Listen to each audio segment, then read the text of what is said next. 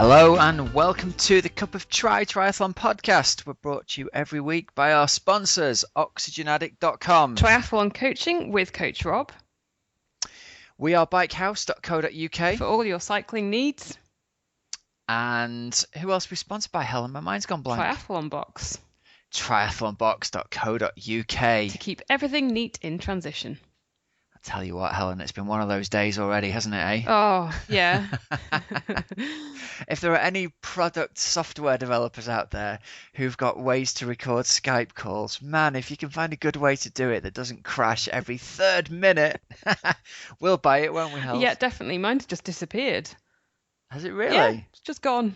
So I might have... Yours is off the computer completely. Mine's more temperamental than I don't know what. Anyway, here we are. We're back and we're online. Helen, how are you? I'm fine, thank you very much, Rob. I am Someone's been fine. out training in the cold.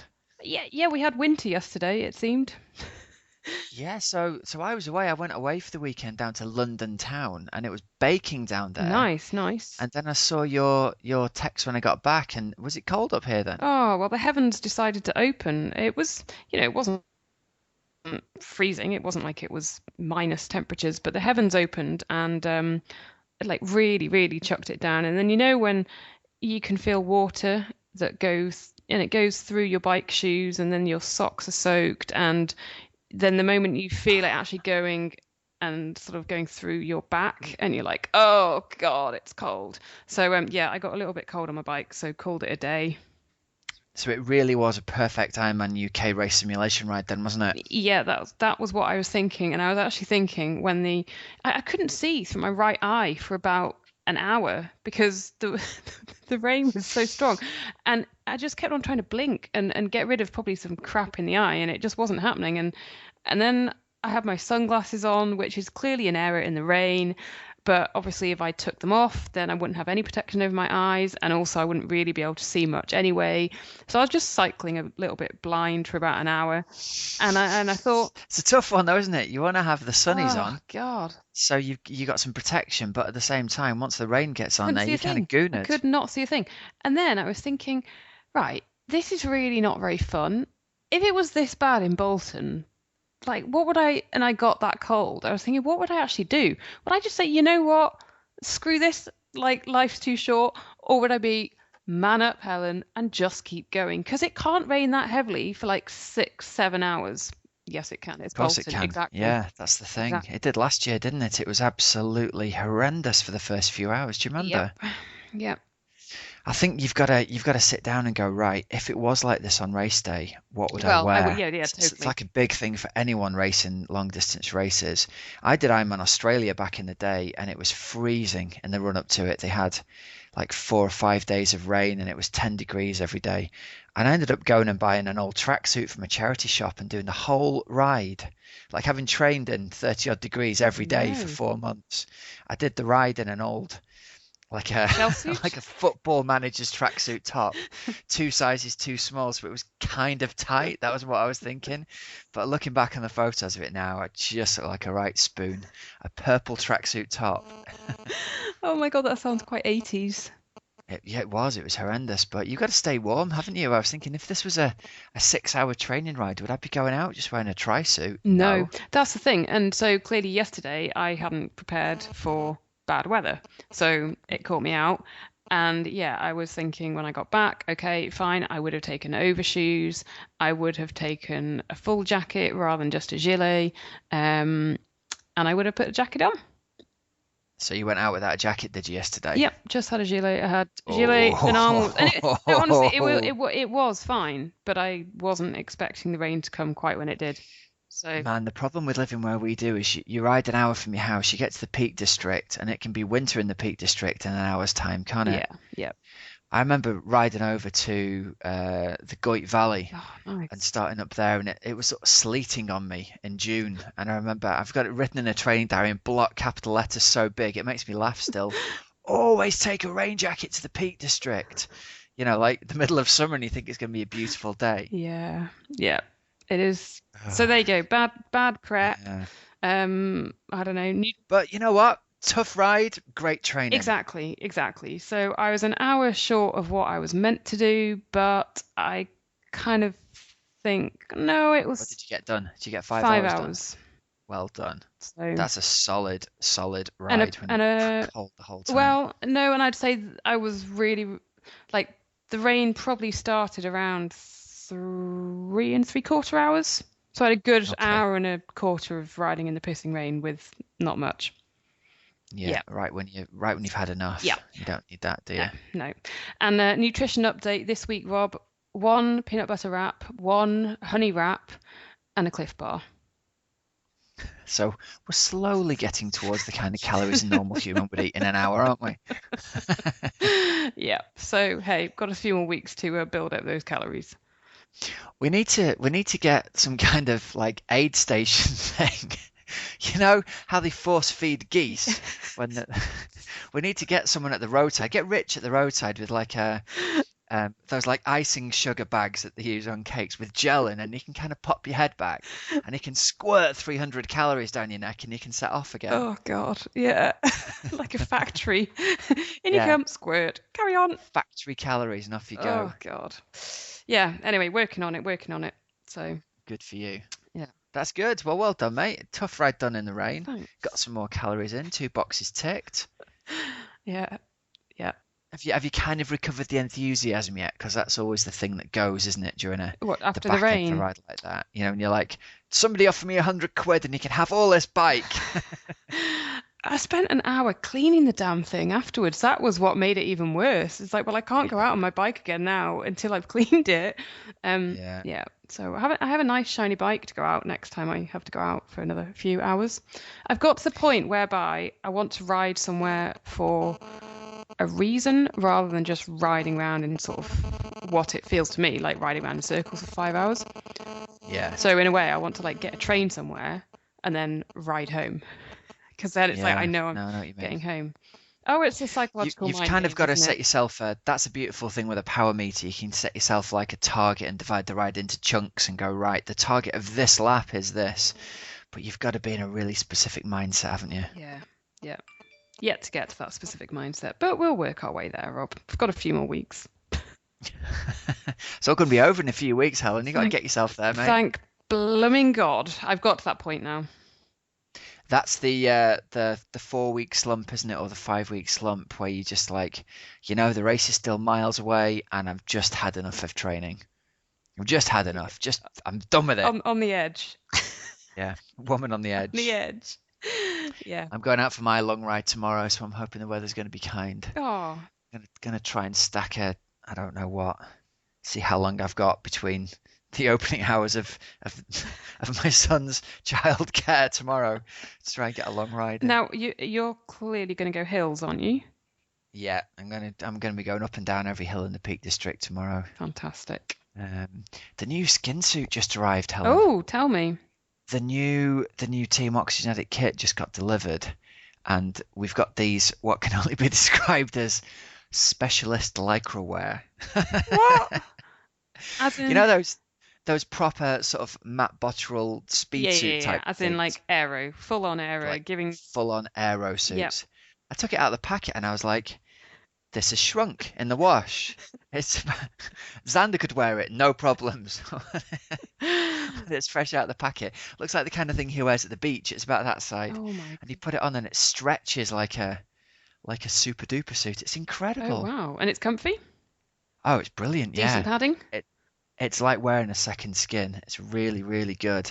The arms are all kind of, I don't know, they've got like a silicon thing, and the leg grippers have got a silicon thing impregnated in them. Oh wow. So yeah, hats off to Race Skin. If anyone's looking for kit to get made, I'd give them a shout out. It's good stuff. And Rob, do you have to be a Team Oxygen Addict member to get your hands on one of these race skin suit things?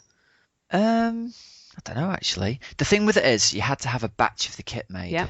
So it's like there's an online shop, but you can't order it until there's next batch made. Okay. So I don't know. I'm gonna sidestep that question. There we go. Nicely sidestepped. I tell you what, it might be a good way though next time we get that shop open to kind of boost some sales. So I'm going to say yes, anybody can buy it who wants to race in the kit. Help us meet the minimums. Is it black or red? It's black with like red piping around the arms and legs, Okay. and white writing on the chest. Nice. So we look very sort of chocolate box. Okay, well, I hope it saves valuable seconds. I'm Minutes. gonna need every Minutes. second I can get, I tell you. Oh, Rob, how is training going? It's ticking along. That's what everyone's saying. Ticking along. I'm ticking the boxes. It's going all right. I'm really enjoying it, and I haven't managed to get my 2 key long ride weekends that I had planned. I didn't manage to get them done. I was sick that weekend when the club were riding to Abersock, Mm. and something else came up on the weekend. I had another long ride planned, so tomorrow's the day. If I can get out for a long ride tomorrow, confidence comes back up. Swim's fine. Running's going great. Achilles is behaving himself at the Yes, minute, so yes. everything's good.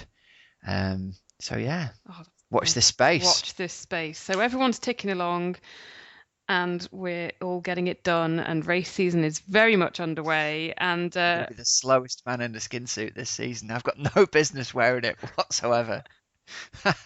oh God, all the gear, all the gear. And of course, up in the Lake District, it'll be raining on race day anyway, so I'll have all this like aerodynamic stuff wrapped in a great big wind cheater to keep me warm. Called a tracksuit from Australia. Yeah. Oh. Oh, it's all good. Oh, Rob, there were loads of races going on this weekend of people who can actually Yeah, race rather than people who, just try, like you and I. donkeys like you and me. Yeah, Let's talk about the non-donkeys, yeah. Hells. So, so should we start at the one and only Ironman Lanzarote? The one and only Ironman Lanzarote. I wish we'd been there watching this one because it sounds like it was a right battle down to the wire, doesn't Yeah, it? both on the men's and the women's side. So I think we should start talking with this one to book convention and show a little bit of solidarity and start with the ladies. We should book the sexist trend of going with men first because there was some serious British interest in the women's pro race with rookie Lucy Charles, who we've had on the show back in the day. We should go and check that episode out if you haven't heard that one because she's a talent for the future. We said back then, and Talent for now. she's a talent for now. And now we said last week, do you remember? We don't want to put too much pressure on her. I hope she doesn't feel too much pressure to go out and prove anything. But like being a super duper borderline Olympic swimmer, she only went and swam with the men's lead pro group, didn't she? Yep, she did 47:11, which was just 18 seconds slower than Jan Frodeno. So, and she also broke the ladies' course swim record. Yeah. So, if anyone's not heard of Lucy Charles, how old is she now? She's 22? I think, yep, early Just turned 20s. 22, Yep. so she's very young neo-pro. She was a borderline Olympic open water swimmer, That's right, just missed out on getting qualification for London 2012. and obviously she's got the swim pedigree. But what she proved in this race was that her bike pedigree has come on massively as well, hasn't it? Yeah. She led for all of it basically. She maintained that lead. She had a 7-minute lead out the swim, and then maintained that throughout the ride. And then I think just got overtaken like at the very, very start of the run. Yeah. But yeah, I mean, I think she has worked her butt off to bring her bike and her run up to, up to sort of to the standard that you need to be in the mix in the pro field.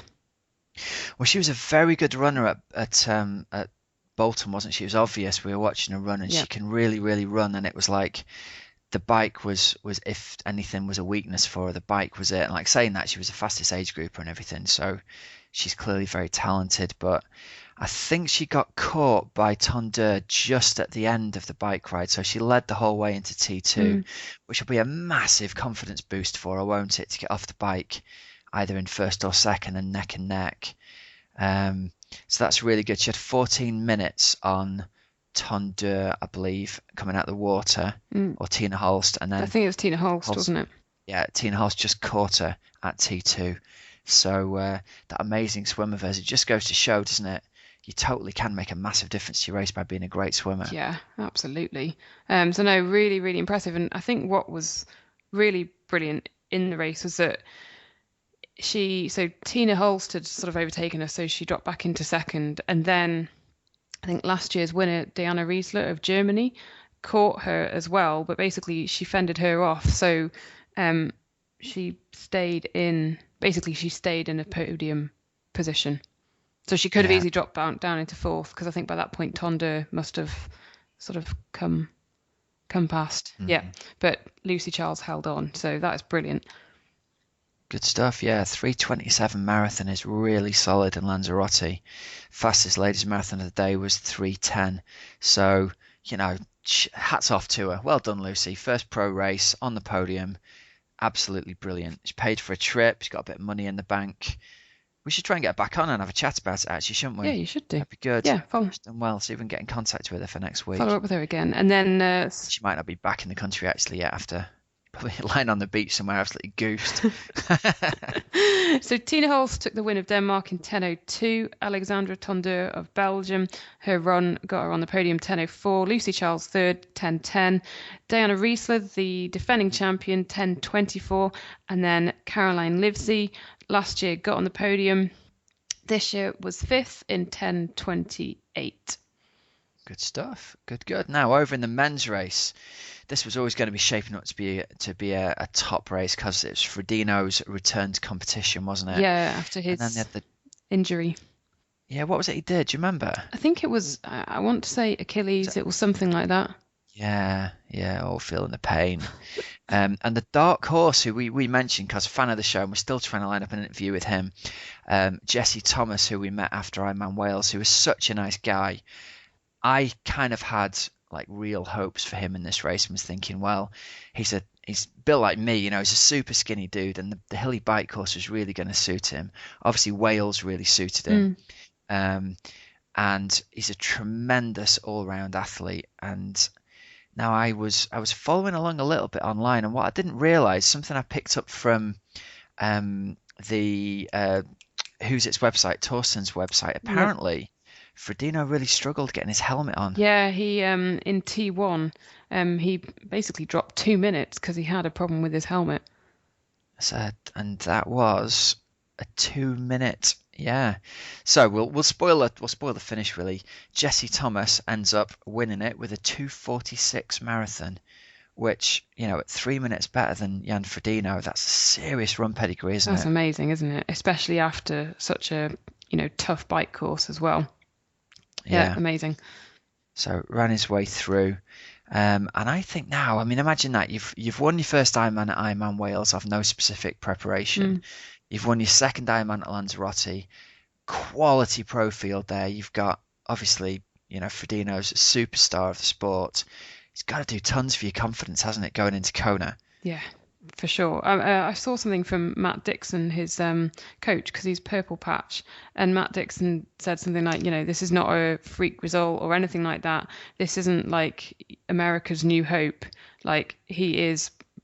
Basically, he's the real deal. Yeah, he's the real deal, and he has been the real deal for ages. I don't think Jesse Thomas has been given the recognition he deserves because, 6 back-to-back wins at Wildflower. Wildflower is one of the biggest, oldest, most prestigious triathlons in America, and it's kind of lost some of its shine in the fact that it isn't a branded race. But 6 victories there back-to-back, that was always a serious race, and it still is. So it's great to see Jesse Thomas getting that one, and I'm really looking forward to watching him race at Kona. Yeah. Because, with his run pedigree, I think he could really throw something into the mix, and he's got to be looking at being the next American hope for a Kona victory, I think. Watch this space. Yeah. Watch this space. We should mention then that David McNamee got third as well, 8:46. So it was such a close men's race, Rob. So Jesse Thomas 8:42, Jan Frodeno 8:44, and then McNamee 8:46. And I think he did a 2:51 marathon. Yeah, it's good going. Yeah. McNamee again's backed up there from his first. He's won UK last year. Then he had that fantastic result in Kona, and again a fantastic result with a third place and a serious race like this for him. I think that's going to do tons for his confidence as well. Because to put that in perspective, if you take Jesse Thomas out of the mix, McNamee's only a couple of minutes behind Frodeno, and in a run battle with him in a major Ironman like that. Again, solid result. So nice one, David McNamee. So really, really brilliant results. And we should mention as well, Rachel Hallam was the fastest overall female age group athlete. She won the 30 to 34 category. She did 10:48. Wow. 8th fastest female time of the day. So awesome. Yeah, she must not have been far off. Well, she must have placed in amongst the pros there with that, mustn't she? Eighth fastest female of the day.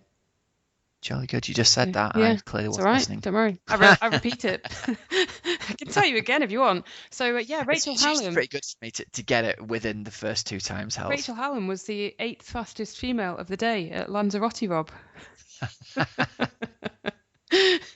Yeah. Oh, it's just like having a second wife. This is lovely. You give me a kick in for something later on.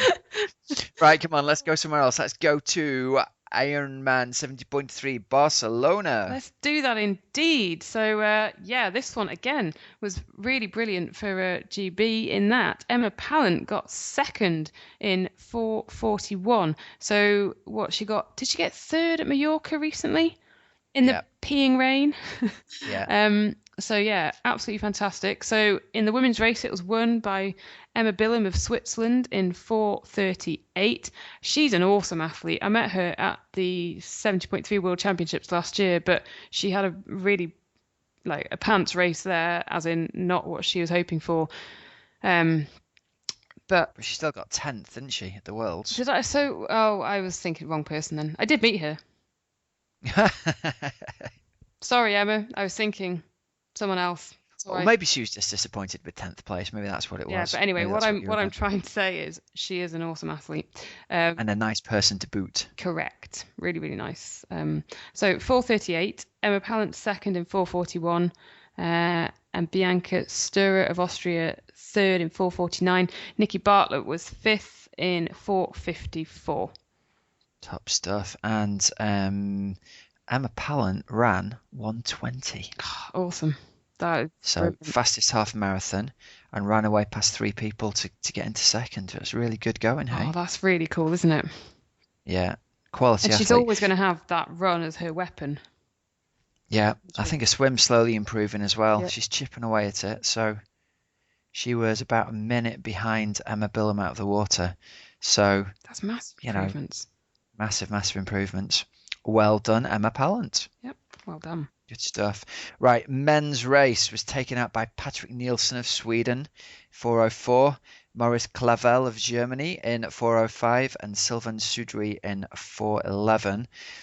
Richie Nichols was in 8th, and I think Stuart Hayes 16th. Stewie Hayes was in there, wasn't he? Yeah, 16th. Stuart Hayes got. It's one of those super deep men's pro fields where there was 20 seconds between each of the pro men, so it looks like it was a super competitive race. I know he was out right near the front of the swim. And Fraser Cartmel was in there as well somewhere. 31st, Fraser Cartmel. Yeah. So, yeah, and Mark Threlfall, DNF. Oh, what a shame. So, yeah, there we go. That was 70.3 Barcelona. Rob, a little closer. Should we do St. Polten or Slateman? Give us the results of St. Polten. We'll give it a readout and then we'll move on to Slateman. Well, you see, you've picked the one that I don't have in front of me. Well, that was smooth for me, wasn't Yeah. it? Here you go. I've got it. Yes. I've got it right here. Any second. As soon as the internet picks it up. No, I haven't. We're going to skip past St. Polten. Fine. But I do know that in 4th place we had Susie Cheetham. She picked up 4th there, didn't she? Yeah, she did. Correct. Yeah. So cool. Slateman is a race which is in Snowdonia in North Wales. It's sort of like one of those iconic races in the British calendar, I think, because it is not it's not standard distances, and the run is by no means a standard run because you have to run up a slate mine. The swim is in a usually pretty cold lake, but this year I know they managed to do the full swim. And well, it was still pretty cold. Yeah. No question. Yeah, but it was still about 12 degrees, wasn't it? Correct. But at least they managed to get the full 1,000 meters in this year. It means that it wasn't quite as cold as in previous years when they've had to cut the swim. So they did the 1,000-meter swim, 51k on the bike, and then an 11k trail run. Yeah, and most of that's uphill. Yeah, correct. So in the Gary Hughes took the win for the men in 2:29, just ahead of Paul Hawkins in 2:30, and James Hockin was third in 2:30.44, so 4 seconds difference there. Susie Richards, Rob, we've had her on the podcast. We have indeed. She is like the queen of Slate Man, and she continued her reign. She won it for the third time in 2:43, 5 minutes clear of Ruth Purbrook in 2:48, and then third was Alison Stewart in 2:54. So what a great result for Susie, and really chuffed for her, because she said in the interview that she had a few, she's been struggling a little bit with injury this year. So that's great that she could come back and get the win. She gets to keep the match ball. Yeah, exactly. 3 wins in a row, keep the match ball. Well done, Susie. That's domination for her. That's brilliant. Yeah, it's great, isn't it? The Savage, when you do the sprint on the Saturday and the full on the Sunday. Yes, indeed. Yeah, Ross McDonald took the win with that, with Ruth Purbrook, the first female Savage placing. So Ross won the sprint in 1:14. Grant Bateman was second. Paul Savage, you know him, don't you? Yes, indeed. Third. And then the women, Rhiannon Roxburgh was first, Ruth Purbrook second, and Sarah Vickers third. Good stuff. Paul Savage, I'd heard he was having a bit of the old Achilles niggles recently as well. Well done, Paul. Anyone needs a good physiotherapist or bike fitter in North Manchester, Paul's your man. Go and see him. He's fixed more than a few of my athletes in the days. Has he? Oh, yeah. He's a good physio. He knows his stuff. If you've got a bike niggle, go and see Paul. Yeah, great. That's good, man. You've got to be completely bonkers to race the sprint on the Saturday and then do the full Slate Man on the Sunday. Your legs must be destroyed. Oh, just the thought of going up the Slate Man for a second time must be, yeah. Well, I don't think they do the full run up the quarry, do they, on the sprint? I think they go out and back through the woods, but they don't do that crazy up the switchbacks. I think they get denied that particular pleasure. They do have to go up and down Llanberis Pass. Llanberis Pass. Yeah. So yeah, good. Fantastic. All right, so listen, tell us about this week's interview, Hells. Well, all being well, it is an interview about sleep, Rob. Good stuff. Yeah. Who are we interviewing? We are interviewing Nick Littlehales, who is a sport sleep coach. And essentially it's, talking about sleep and the importance of recovery as well. Tell you what, man, I could do with some more sleep at the minute. All right, let's go over now to the interview with Nick. Nick Littlehales, welcome to the Cover Tri Triathlon podcast. It's my pleasure, Helen. Thank you very much for asking me. Sleep has sort of risen to our agenda now because the counterproductive side effects of poor sleep hygiene, and from taking it for granted, you can't do that anymore because we've moved to a different era, a different generation, and it's only going to get worse, but that means better to all of us. Do more, get more tech, get going, do it faster. So we're not slowing down. So we know that we've got to try and redefine this process. And I think that's why a sort of sports sleep coach, is more relevant today than it certainly was when I started. And it's more to do with the much higher levels of anxiety we see everywhere: stress, worry, weight control, obesity, type 2 diabetes. And in some cases, when I'm going in to work with a group or an organization, my job is to help them use more natural, everyday recovery processes and techniques that helps them get a better balance, that stops them overstimulating. Maybe that could be caffeine, because of its varied places you can find it. Or it just simply become addicted to certain types of things, not necessarily, harmful or drugs, but just getting addicted to pain management things or certain interventions through nutrition or protein, whatever it might be. And the other one is moving towards, maybe the odd occasion will, I don't prescribe it because I'm not a doctor and I never would. But when you are prescribed with, you're in such a particular dark place with sleep that you need to take some sleeping tablets, then they would be used in a very controlled and restrictive way just to resync and reset. But what we see is they get prescribed too easily and too readily to help with those moments when, particularly in sport, but it's in life anyway, where all the key factors about entering sleep in a natural way are completely against you. Yeah. So it's almost like, why even try? And so I think what we look at today is how can you look at an individual's routine and their schedules over short and long periods of time, and we find a way that they can go through that period, maximizing mental and physical recovery, but doing it in a manner that gives them confidence about it. And that could easily mean, before an event, not actually sleeping at all, because it's counterproductive. Okay. Trying to sleep and worrying about not being able to sleep is just nonsense. So that's why we're talking today, and that's there's a lot more people in the area today providing a lot more research, continuing to prove the importance of it. The job that I have is to try and translate that into what people can do about it. So going back to the basics, why is sleep so important? When you talk about sleep, it's virtually a paralyzed state. Mm-hmm. And everybody knows as kids, when you're in a deep sleep stage, which is the one we hunt for, ever as soon as we leave our early teens, we hunt for it because it rarely happens. And those deep sleep is when I can be bashing my kids on the heads and they're not waking up because they're right down in that paralysis. So you imagine being in that stage, all your organs are literally just happily sitting there. All your joints and muscles are just happily repairing themselves. Your brain has got this opportunity. What a wonderful organ it is, but it needs time to just put everything in the right place, switch things down, shift certain hormones from doing this to doing that, and get. So this is why you get out of sync with that process, and you push all of that process around. Like, unfortunately, certain people do have to work shifts, so they take that chance.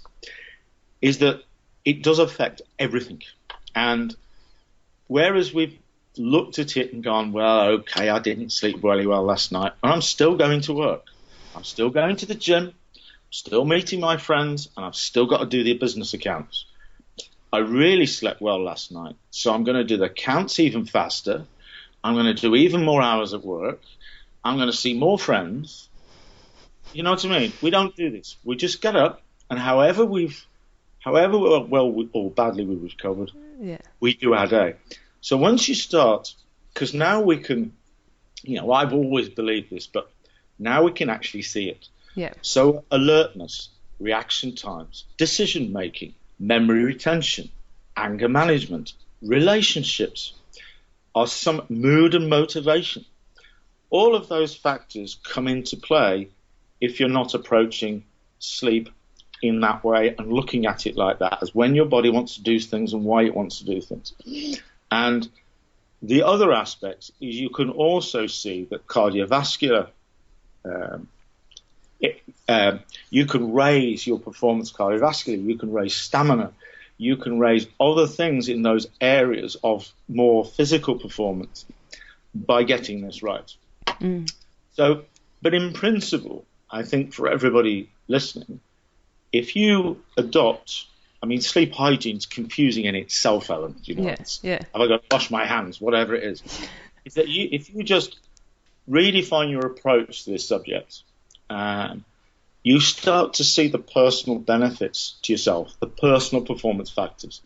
As those personal performance factors sort of shuffle their way into your life, then other performance factors come out. And that's where we get the marginal gains with athletes. In daily life, it's almost like I would describe it to most as you think you're at your peak. You think you are at your personal best. You think you are achieving what you can achieve. But actually, you are a good few meters behind the real you. This is a shadow of where you might have been at another point in your life, or you've never actually experienced it. Because if you've never approached sleep and recovery in a manner, it's always, I try and get 8 hours a night. Sometimes I do. Sometimes I don't. How many times did you wake up last night to have a wee? 2 or 3 times. Well, you didn't get 8 hours. You got 3 and then a wee. Then you got another 2 and had a wee. And that means probably 25% deep sleep available to you that night. You got none of it. So how important is this 8 hours? I mean, you often see, oh, you should try to get 8 hours of sleep a night. Is it a myth? Is it that, you just mentioned there, lots of people do get up in the middle of the night to go to the loo? It's not a myth. You basically go back to this circadian rhythm clock and say within that period, you've got these 2 points of sun up, sundown. Within that nocturnal period, you have got the circadian rhythms not only unsuppressed and suppressed bowel movements, they create the highest blood pressure during the day, which is normally mid-afternoon or evening. But it also means that as human beings, we can grab the deepest sleep is normally around 2 or 3 in the morning, okay, in the nocturnal period. That's when, if we sort of get to that point well enough, then we've got a great opportunity to go and wallow in that deep sleep stuff, right? So if you keep an eye on that and you say, yes, it's important for us to recover at night because there's lots of trigger factors. There's a graph that shows you that between urge and need sleep, Helen. And basically, as the sun comes up around this sort of, let's say, 6 o'clock in the morning, season dependent, around that 6 o'clock point, once that starts, there is a gradual, like a sort of ski slope, a gradual increase every hour, no dips, right to around 11 or 12 o'clock when it peaks, right? Yeah. There are clash points midday between 1 and 3, the graveyard slot, the siesta in Spain is another natural sleep period. Totally natural, because we have that slump. So it's so easy to take a nap, if you want to call it, or take recovery there. That's a great time. There's another little point where the sleep slope has got so high now, because we're moving towards that between 5 and 7, it can happen again. So we can have this little drop, and dead easy to fall into sleep. That's the third natural sleep period. So what you do is you've got 3 natural sleep periods. There's only one monophasic, which is 1 block at night, in all of our history as human beings, that has only ever been used, and principally we kind of identify with when we invented the light bulb, right? Yeah. Is we were able to try and just sleep at night. Every other, there's 5, the other 4 are all polyphasic. That means you sleep in bits, not chunks. Okay. So what you do is you adopt a polyphasic approach. So you will have cycles at night, a cycle during the day, or maybe 2 during the day, and this is where this napping comes in. So rather than it's 8 hours at night, Helen, it's more about 8 hours a day. Okay, so you can divide your sleep up. Yeah. And when you get, if you just tap in and go, famous people who don't sleep too much, and you're CEOs of Google, all over the place. Yeah. Maggie Thatcher was famous for it, right? Oh, yeah. But, there's so many people. I work in sport with lots of coaches and everything else, and they sleep shorter cycles at night, and they don't say to everybody, I'm going for a nap. Nobody knows what they're doing.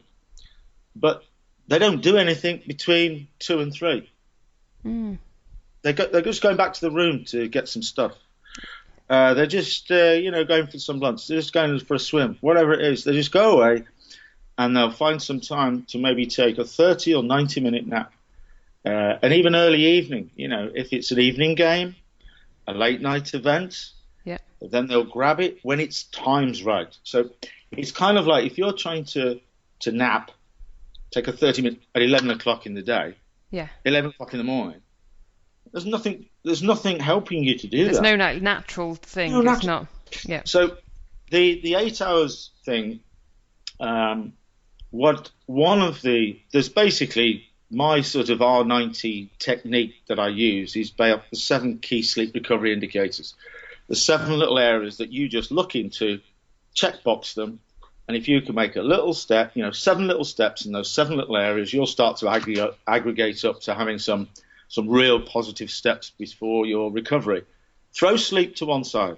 It's a word that describes taking it for granted, sleeping anywhere on anything in any way at any time. It has no performance criteria attached to it.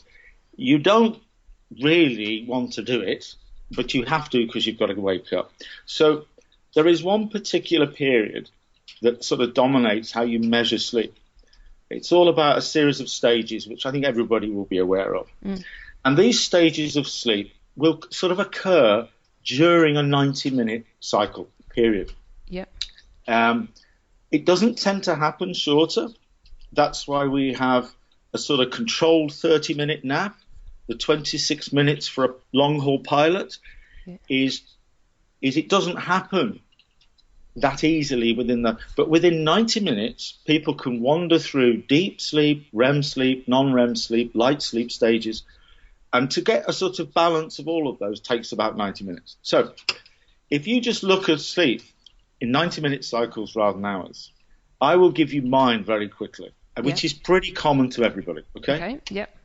Is the one thing that this circadian clock loves, because it's sun up, starts the day, is a constant wake time. We've all got one. Sometimes we just choose to ignore it, right? What it loves is just, come on, you've got 2 genetic chronotypes. That basically is your owl and your lark from old school days. The AM or PMer. And that means I am an AM chronotype. It's genetic. I can camouflage it. I can hide it with stimulants. I can hide it with my occupation and everything else. But it's going on inside of me, and it's not allowing me to PB, okay? Yep. So I can say I have to go to work, be there at 9. I've got an hour's traveling to do to get there, so I'd like to get up at 6:30. Over the last couple of years looking at it, 6:30 allows me to get everywhere and do anything I've been asked to do. Every now and again there might be an early flight. But I picked 6:30. So that's my constant wake time. And now this circadian process and my human body loves that. Loves it. Best thing you can do. So I will then work on a 5-cycle 90-minute routine, because 5 90-minute cycles is 7.5 hours. There's your 8 hours. Okay? Now it starts to make sense to some young athletes. And they're not talking to some sleep expert. They're talking to somebody who might break this up into something that makes some sense. Oh, you're on a 5-cycle routine. Yeah. If you wander back from 6:30 in 5 slots, you get 5 a.m. Yes. You get 3:30. You get 2 a.m., 12:30, 11 o'clock. 11 o'clock, one of the best times to try and go to sleep, because we're at that peak. Because once you ride past 11 o'clock, on that graph I was telling you about urge and need, it gradually increases. It just comes very significantly sharper down into wake. So as you move over there and get closer to 2 o'clock, when you're going to miss that deep sleep opportunity, and you start to go close to that, you're actually in a process of wake, not sleep. So head might hit the pillow, you might fall straight into a deep sleep because you're completely knackered. But your brain and that circadian process is wandering towards wake. So be very careful. So what happens is I will plan for 35 cycles in 7 days. Okay. I would ideally like 35 cycles every night between 11 and 6:30. I want to add a pre and post sleep routine to this because they've never been more important to deal with things. So the 90 minutes before 11, from around 9:30, not in some weird routine structured way, but I will move from light to dark. I will move from warm to cool because that's the nice process. I will meditate. I will do progressive stretching. I will do light exercise, bit of yoga. I will try not to put a 3-hour film on. I will try to sort of go, hey, tech down. Switch that phone off. Let's tech it down. I will declutter, whether that's untidy declutter. Oh, I leave all my clothes on the bottom, on the floor by the bed. They're still there. They're where they're supposed to be. I'm fine with that. Or if it's very anal like me, they'll all have to be up in the wardrobe. So just a bit of personal space decluttering can have a massive effect on how well you get into deep sleep. What about mental space decluttering as well? Yeah, you can. There's some old school things which work really well. Because this is a polyphasic approach. We're not making this up.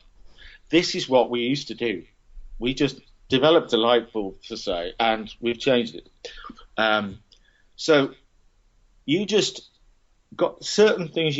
Some tech around is good. Maybe it's mind space hacking. Maybe it's certain noise, binaural beats, things you can get onto devices that will actually help you sort of get the right positive mindset away from worry, stress, and things like that.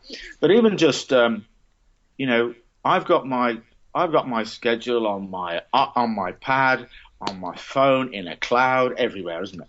Yeah. Everything I need to do tomorrow is all there, right? So even if I'm just part of the pre-sleep routine, I don't want to try and sleep at 11 o'clock. Be asleep in a lovely sleep state, flow through 5 90-minute cycles, wake up at 6:30 and go. I don't want anything disturbing me whatsoever. Partner's legs, overheating, thoughts, needing to go for a wee. I don't want to be still digesting great loads of food because my body will just overheat. My brain's still alert doing it, and I might even have to wake up to open my bowels in some cases, So, right. But I don't want to be sitting there going, I'm starving, I'm hungry. Right? So you make sure that you don't overhydrate. Yeah. Right? Anybody who's got a good diet, I remember the time when everybody drank water out of a tap. I remember the time when we all drank water from bottles. Yeah. I remember the time I was told to drink 2 liters a day.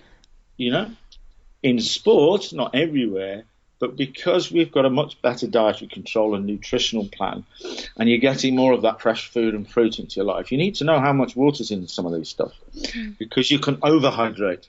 And one of those things, when you talk about sleep, Helen, once you fall into a sleep state and you've committed to it, whatever's going to happen is going to happen. Right? It's what you do from when you wake that will determine how well you'll sleep when you ever want to sleep. So during the day, basically, during the day, and So I don't, eating too late. Maybe your listeners have heard that. Well, you can only eat too late if you don't know what time you're going to sleep. Yeah. Now, see, that's an interesting one because last night I probably didn't eat until, 9:15. Yeah. Knowing that was, it might have been 8:30, knowing that was pretty late, knowing that I had to be in bed because I had to get up at 10 to 4 this morning. So I knew this is bad, I'm eating.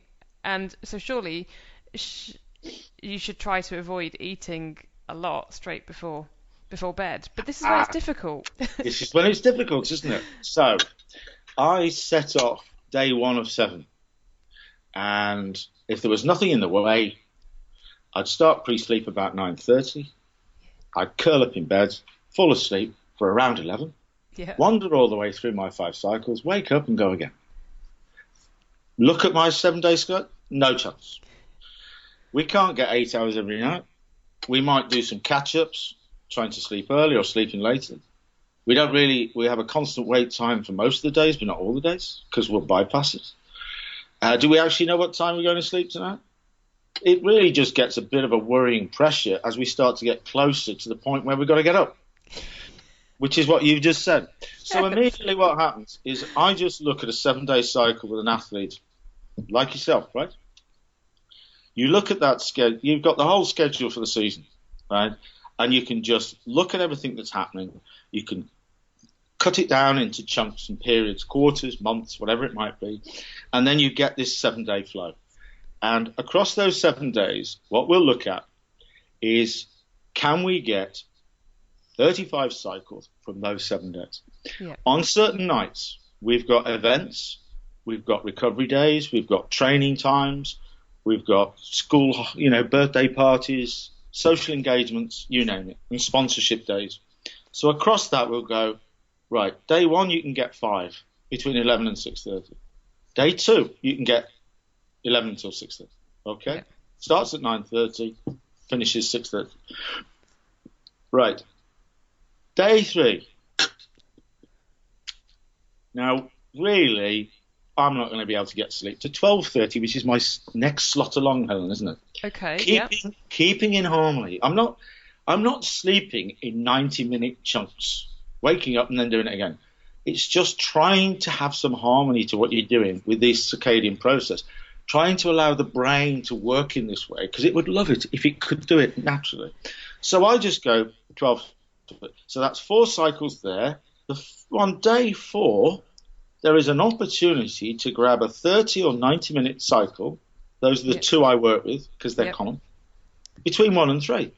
Because we were just recovery training in the morning, and then I've got that period of time before I might do some training. So I'll take it there. So now it was a 30-minute cycle, but I still class it as a cycle. Or it was a 90-minute cycle, then it's a full cycle. So there's my 5. But it happened 4 there. The following day, it's going to do it again. So 4 cycles at night. Yeah. Maybe 1 in the evening between 5 and 7, right? Maybe not 90 minutes, because 90 minutes is okay, probably midday, or 30 minutes. But the one between 5 and 7, probably more than 30 minutes. But you can get a 90, depending. Right? So there's my 5. On the 5th day, back to 5. Yep. Yeah. So what you do is if I'm working with a coach, your coach, that's it. I work with a coach, and we use this sort of R90 technique, the 7 things. We look at cycles run hours. We look at pre and post sleep routines. We look at everything that's going on and go, right, Helen has got 35 cycles she can get out of that week. Yeah. Now we'll go and train Helen, and then it's up to Helen to get them. Yep. Because a number of those cycles are going to be down to her when she takes them or not, right? Yeah. We can't force her to do it. We just say, like the one between 5 and 7, for example. Yeah. We can say, look, Helen, you can do 1 there, back it up. I wouldn't put too much pressure on that one, yeah? Now, so you can look at it like that. And say we get a schedule and it goes, whoa, that's only 30 cycles. Yeah. She could only ever get 30 cycles that week because it's a pressurized week. So I'm happy with that. Because that averages out about 6 hours a day. Yeah. That's all right. She probably gets that anyway sometimes. So let's take the pressure off and say we're happy with that. So we're going down to 30 cycles. You can also identify then certain periods where, whoa, we're down at 26, 27. Yeah. Now this is too low, right? We're pushing it too far. Can we make some adjustments? The other thing, Helen, is not worrying about this. I was going to see that's a key thing, because do you think a lot of people almost worry too much about, I'm tired, or I can't get that sleep in, and it just becomes a worry. Helen, you were just worrying about it a minute ago, weren't you? About what happens if I eat too late. The thing is, in every day, whether it's sport or not, you cannot control what's coming towards you, right? Yeah. You can have a great way at it, but if friends let you down for meals or that, or friends change timings, or planes get delayed, or floodlights go out, or whatever it might be, is you have to be able to react to that day. Some of these things can affect you negatively. Oh dear, I can't do that, or this has happened, I can't do that. Some of them can be quite positive, because I met Helen today. I was going to do a 5-cycle routine tonight. No problem, but I met Helen. The sun's shining. She said, why don't we go out and talk sport? I went, that's brilliant. Love to live life, absolutely every minute of the day. I don't want to cut it short. I'm only here once. Let's go and do it. As soon as you ask me, as soon as we try to grab the moments, whether it's positive or negative, I just go, it's 12:30 tonight. Yeah. It's 4 cycles. I'm absolutely fine with 4 cycles. I love 4 cycles. In fact, I had a period of time when I was on just 3 cycles for 2 weeks, and I didn't notice a damn difference. Because it was in those cycles, and that is the key Well, it was thing. 6 hours. Yeah. It was 6 hours a night, 3 Yeah. cycles. Yeah. I felt great. So I'm not worried about that. I'm also not worried if I don't get any sleep at all, because I've learned over the years, even Sir Steve Redgrave wouldn't even try and sleep before in a final. That's what I wanted to ask you, right? Because say if you're doing an Ironman, okay, they start at 6 a.m. Or 7 o'clock in the morning. So if you're going to eat 2.5 hours before, it's a really early alarm. So you spend a lot of that night before worrying that you're not going to get up because you're not used to getting up at sort of 3:30, 4 in the morning. But is that so? Go on. What should we do before a race? I wouldn't do it. I think once it's not just you just can't sort of start it tomorrow, Helen, right? Because you just can't put some new trainers on and expect them to feel great in the first few, right? So don't expose yourself to these things. But if you think about what we've just been talking about and you start to put it in, get a constant wait time, start to think in cycles, 90-minute cycles and hours. Know that you've got a more polyphasic approach. You start to do that. You think breaks every 90 minutes. Eat at regular times, even if it's more regular times, but don't sort of gorge and things like that. Get your diet right, get your exercise levels right, get it all in a bit of a balance, and stop worrying about your recovery, get it under control. So I can look at every week and I think, right, that's fine. As it pans out, it might move from a 35-cycle week to a 30-cycle week, but that doesn't bother me. It doesn't bother me. It might mean that as we're out, Helen, and you decide, oh, it's been a hard week, Nick, and I've been training so hard, I want to treat myself to a glass of Bordeaux. Really, let's be naughty. And you know that dessert that's on that table, I really shouldn't, because if that goes into me, it's now nearly 9:30, I've got to be and I just go, let's do it, right? Because I'm now thinking 2 o'clock, right? So when I get home from being with you, the one thing I want to do now is to make sure I don't just brush my teeth and jump into bed, right? If it's 11:05, I wait till 12:30. If it's 12:15, 12 o'clock, I wait till 2. Because when I get back into the home, I want to allow my body to do what it wants to do, right? I want to come down from the day. I want to get rid of all these things we've been talking about, negatively or positively. I may even want to make some notes. Because there's been a lot going on. So I just may even want to send an email or something. You know what I mean? I want to be able to relax and shift from light to dark. I want to get into the right frame of mind. I might want to brush my teeth a little bit earlier than before I get into bed. So it's not, because brushing your teeth is a wake process as well as a sleep process. And most people will do it in front of the bathroom light. So they worry about their laptops. Worry about your bathroom lights and its blue lights. You know what I mean? Do it with the candles better. And I'll get into bed. I was supposed to be in bed at 11 today, Helen, but now it's 2 a.m. I'm curled up in bed. I've had a pre-sleep routine in front of that, not just jumped in. My brain and everybody's happy with all of this process. I'm going to roll through 3 cycles, wake up at 6:30, absolutely happy with that. Sometimes I'll feel absolutely crap. Sometimes I won't. But get over it. That happens anyway. Yeah. And I'll get up at 6:30. But even before we've finished our meal, I'm just thinking, well, tomorrow I'm in the office. I'm not doing Helen's podcast till 4 o'clock. So I can have a nap between 1 and 3. So I'm cool. Do you know what I mean? Yeah. So even as these things unfold in front of you, you can grab the positive and negative influence that come in front of it you couldn't control. You can grab them and just chuck them away with total confidence. And so as you get to that point, what happens is when you're taking an athlete, which is your question, and you're going to this particular point, maybe you've got 2 days there, yeah, and you've got 3 nights, right? Yeah.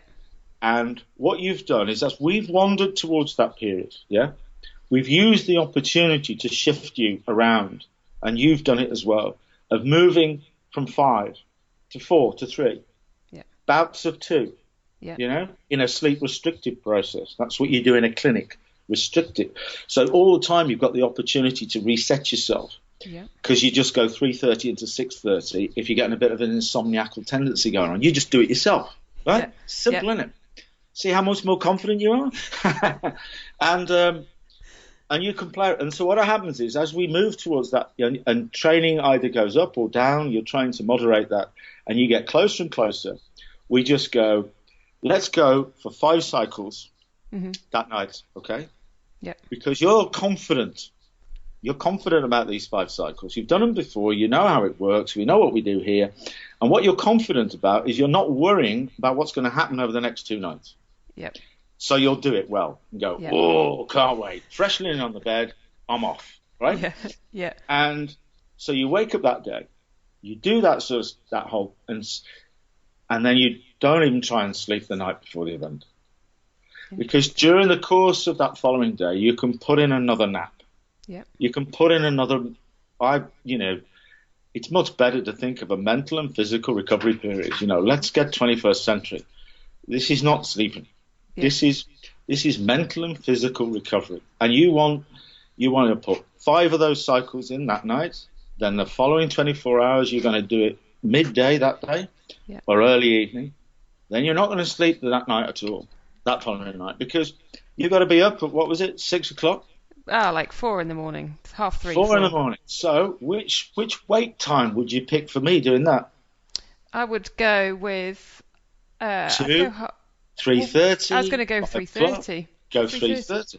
Brilliant. Yeah. See, so you want to give yourself time, in that 90-minute post-sleep at least, to sort of come out of a sleep state.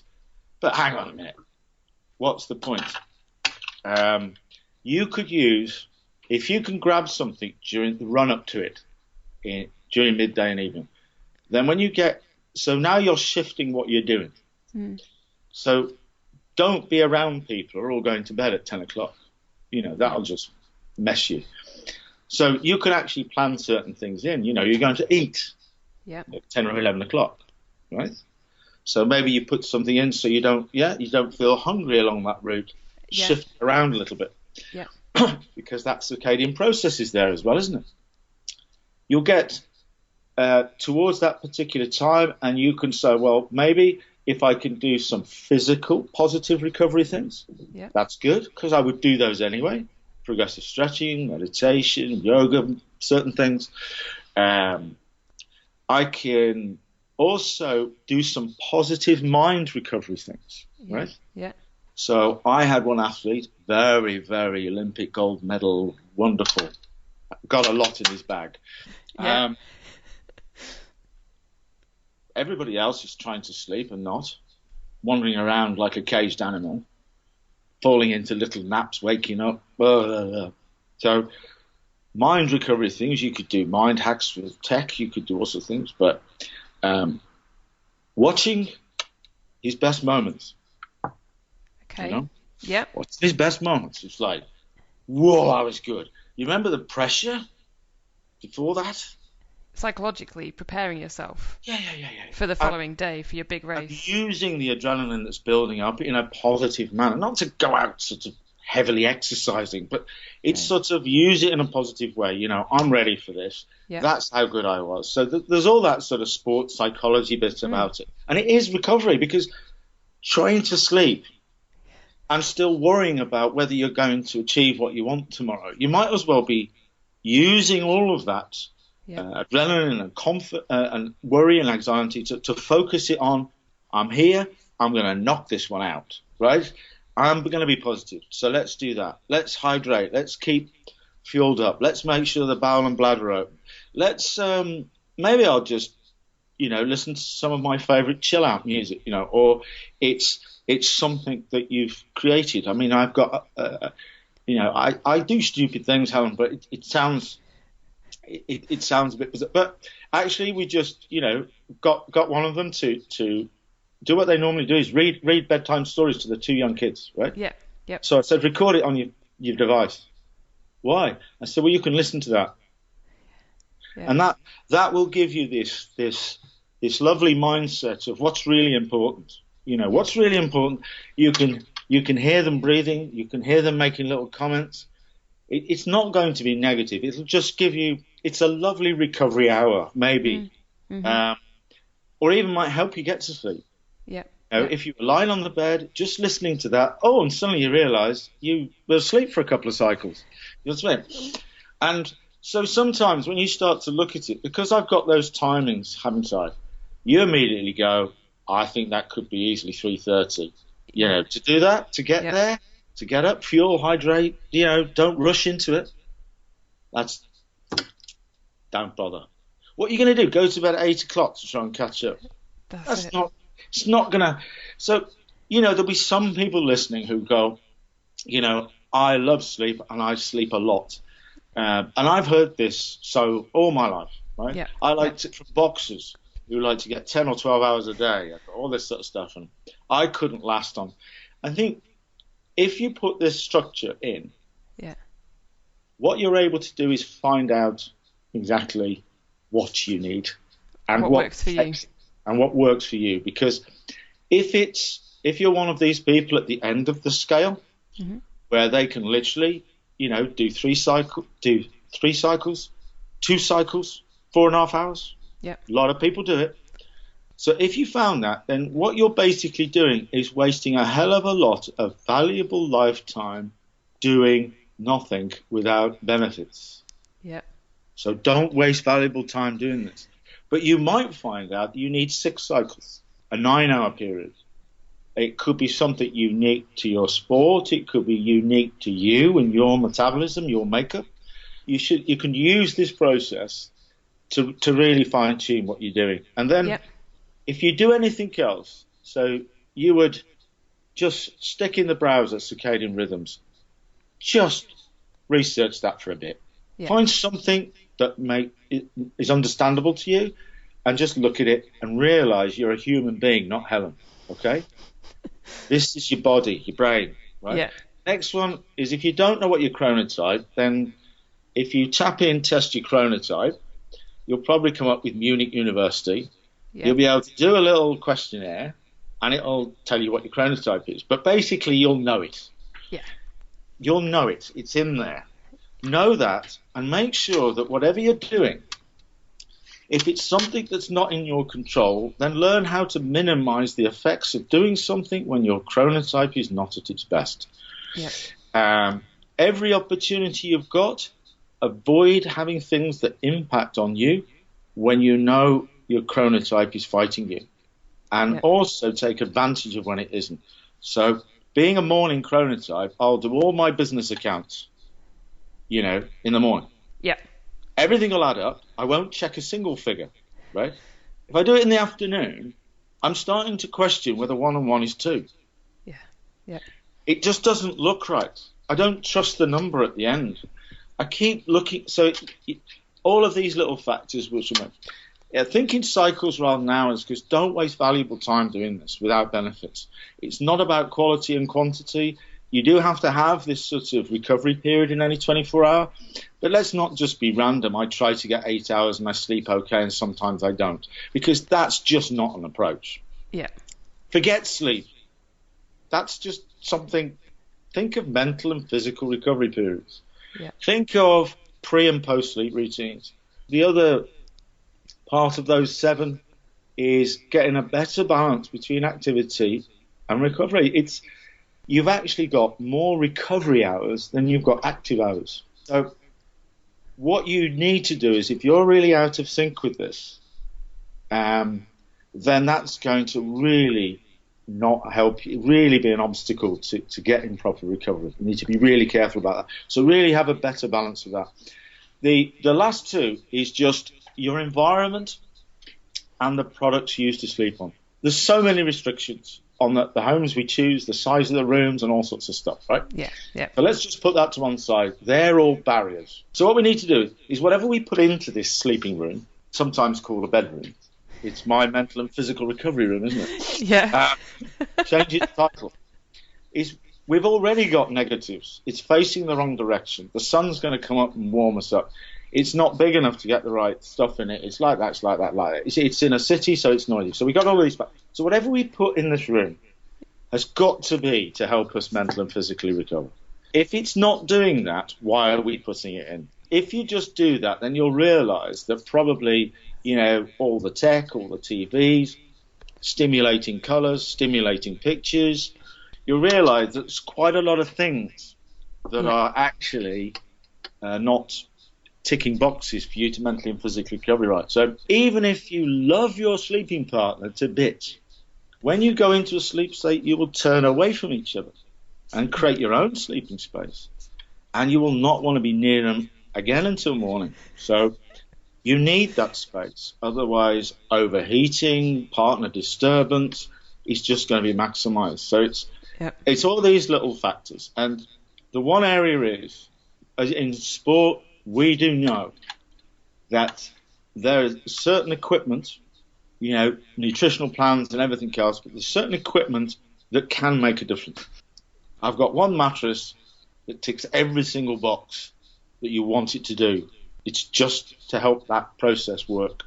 So what a 14-year-old part lottery funded, if they're lucky, young aspiring athlete would purchase with me would be exactly the same thing as a top Premiership footballer. So Nick, if people want more information about everything that we've discussed and also the products that you sell as well, where should they go?